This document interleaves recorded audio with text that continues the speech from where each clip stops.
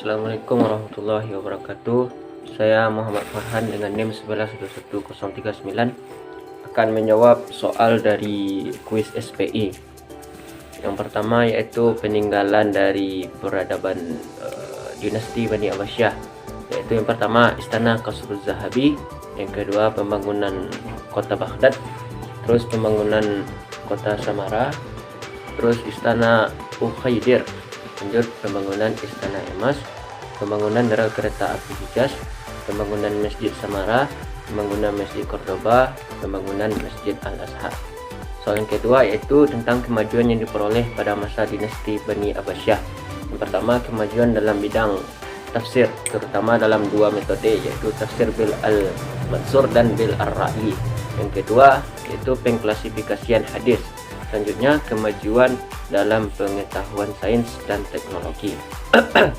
Lalu menghapus politik kasta, penumpasan pemberontakan, pemindahan ibu kota dari Damaskus ke Baghdad. Dan yang menjadi penyebab dari kemajuan dinasti Bani Abbasiyah yaitu Islam semakin meluas. Yang kedua, adanya perkembangan ilmu pengetahuan. Lalu ilmu pengetahuan merupakan suatu yang mulia. Terus terdapat jabatan wazir dalam penyelenggaraan negara.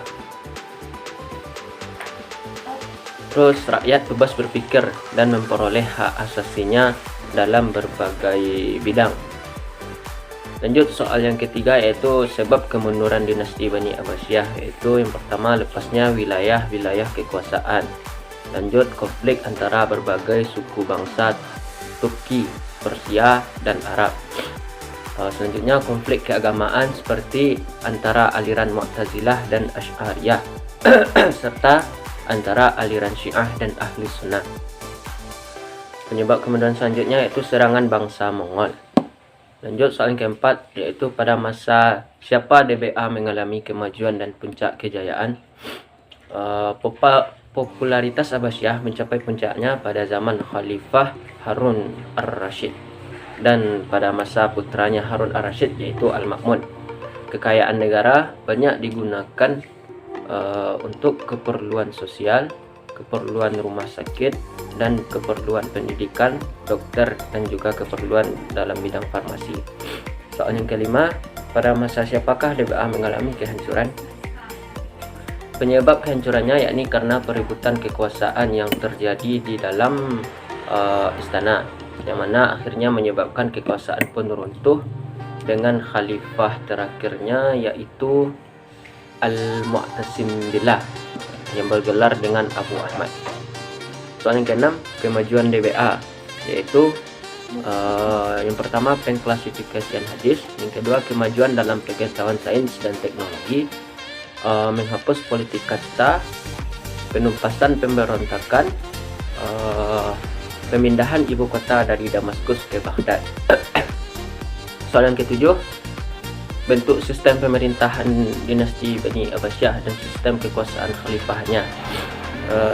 Dalam menjalani pemerintahannya, pasti setiap khalifah dinasti Bani Abbasiyah memiliki sistem pemerintahan yang berbeda-beda.